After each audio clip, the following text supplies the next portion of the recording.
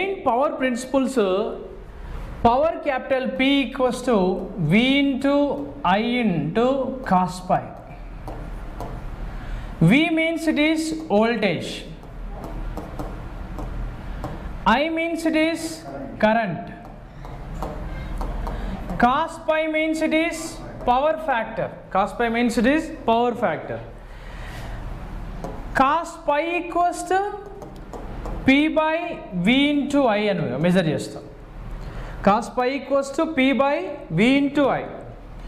The cos pi value, power factor value, is depends upon power.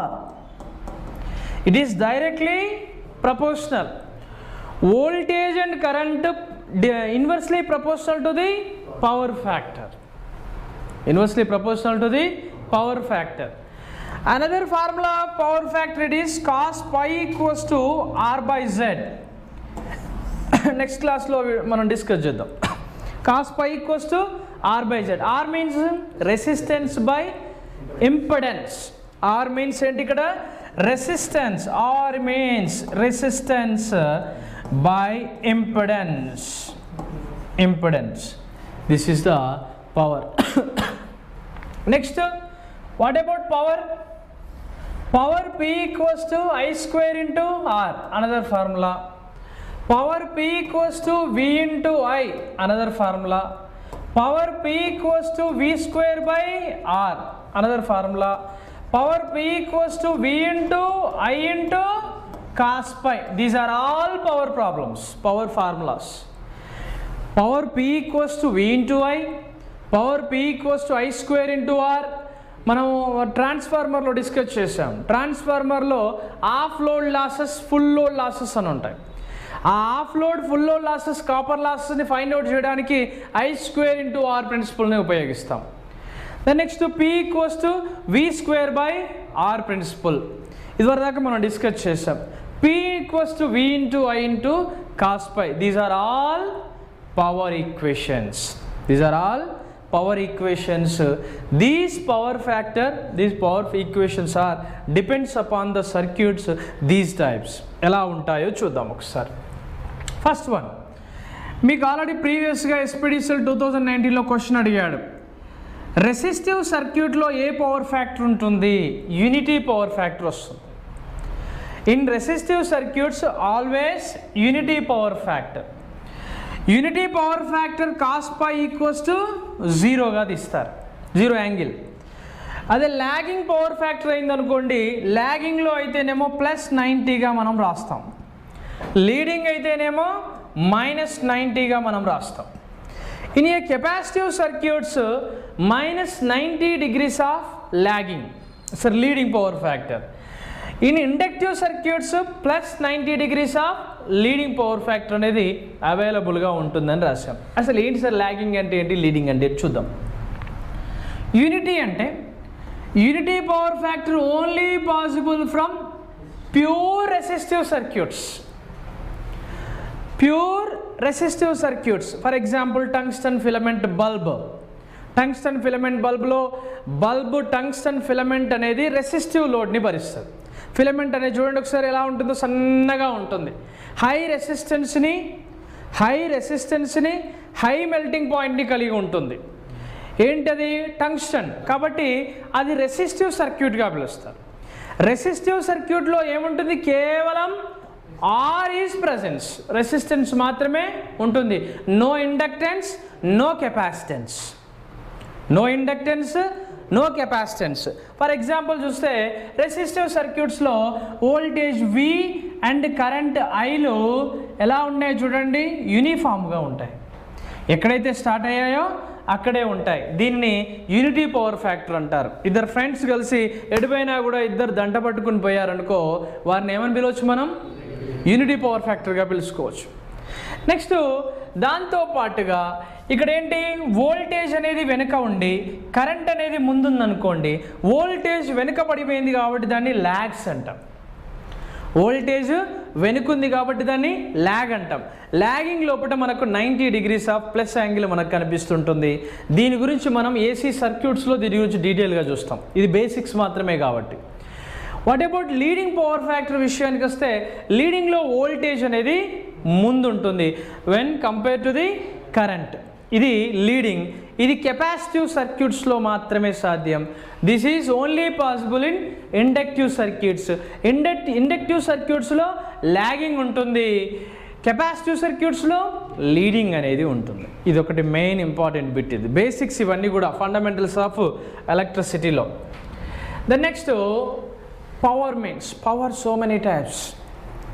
For example power అంటే ఏమిటి అనే విషయాన్ని మనం డిస్కస్ చేస్తే, పవర్ మీన్స్ రియల్ పవర్. ఈ గ్లాస్లో ఈ జ్యూస్ ఉన్నంత వరకు ఉన్న పరిమాణాన్ని మనం ఏమనొచ్చు? రియల్ పవర్ అనొచ్చు. రియల్ పవర్ అనొచ్చు. ఈ జ్యూస్ పోస్తూ ఉంటే వచ్చిన దాన్ని ఏమనొచ్చు మనం? ఫోమ్ అంటాం, రియాక్టివ్ అంటాం.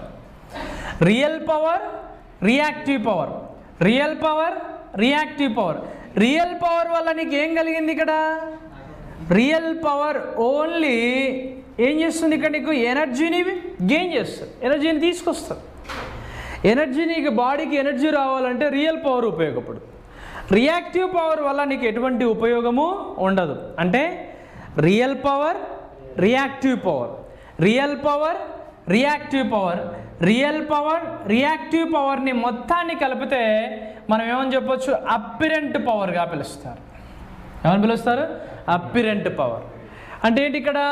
The power factor depends upon real power by apparent power.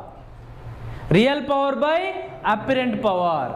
Real power, reactive power, real power, reactive పవర్ల మొత్తాన్ని ఏమనొచ్చు మనం?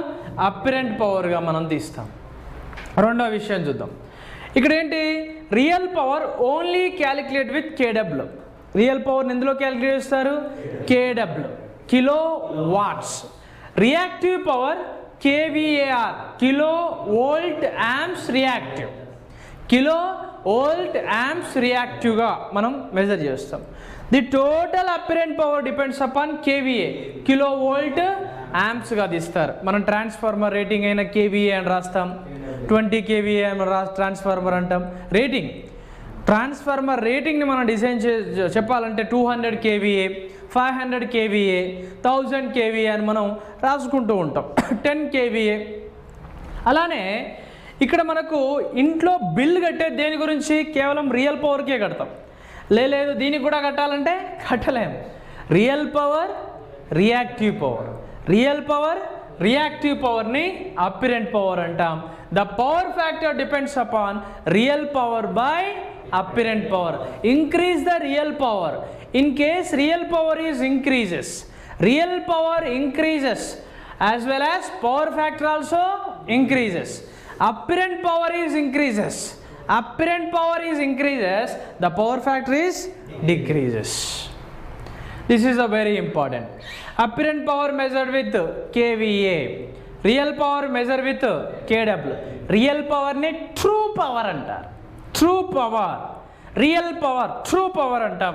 True power measure with కేడబ్ల్యూ.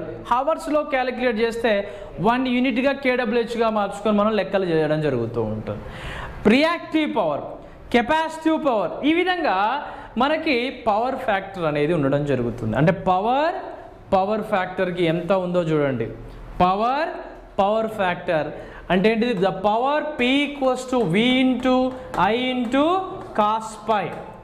What about cos pi equals to P by V into I.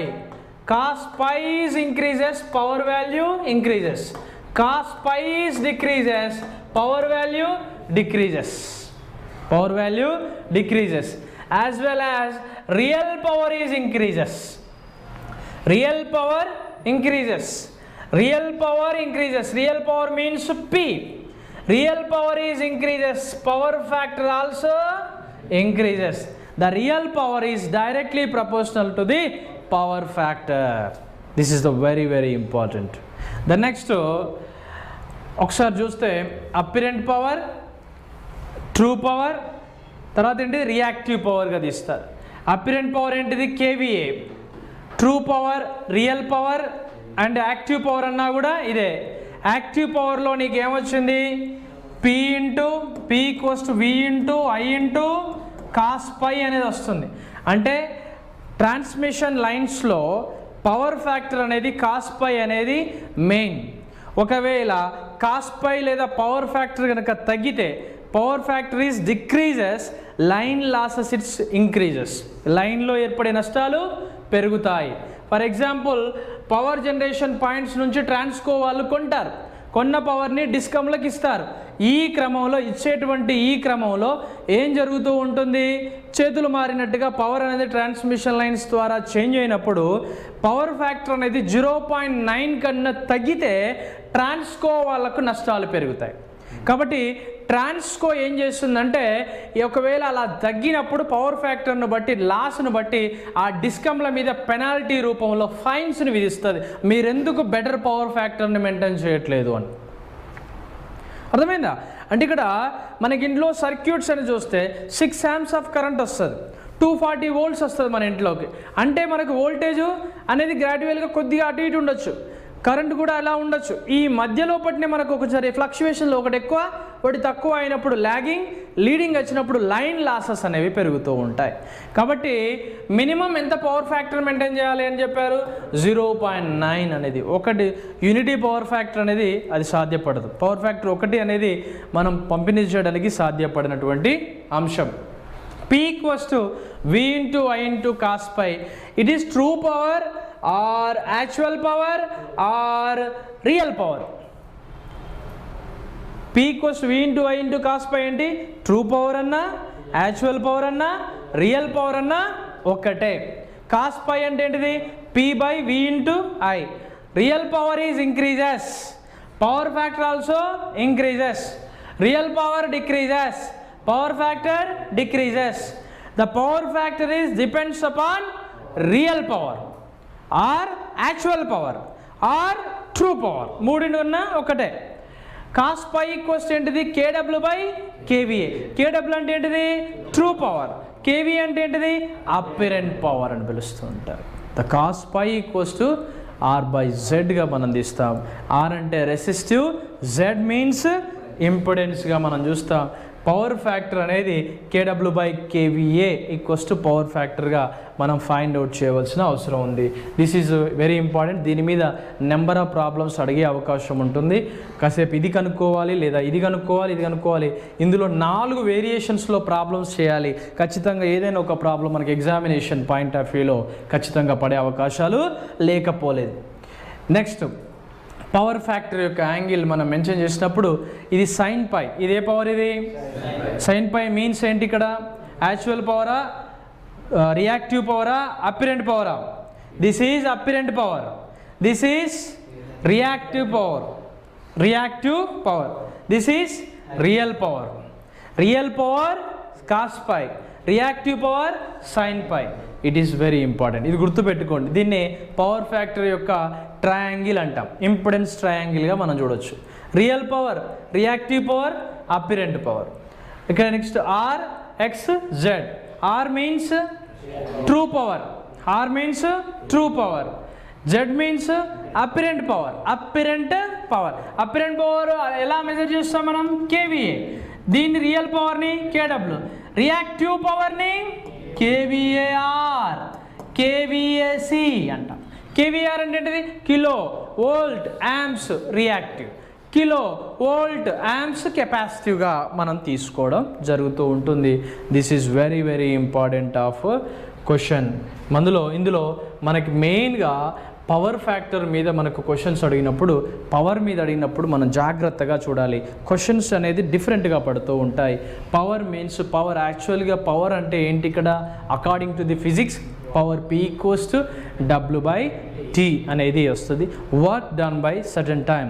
టీని మనం సెకండ్స్లో కొలుస్తాం, వర్క్ని జౌల్స్లో కొలుస్తాం. కాబట్టి joule second ఇన్వర్స్నే వాట్గా పిలుస్తాం. ఆ వాట్ అనేది ఇంక్రీజ్ అవుతే అవర్స్ పవర్గా మనం తీసుకోవడం జరుగుతుంది. 1 hours power equals to 746 watts. ఇది మనం గుర్తుపెట్టుకోవాల్సిన అంశం.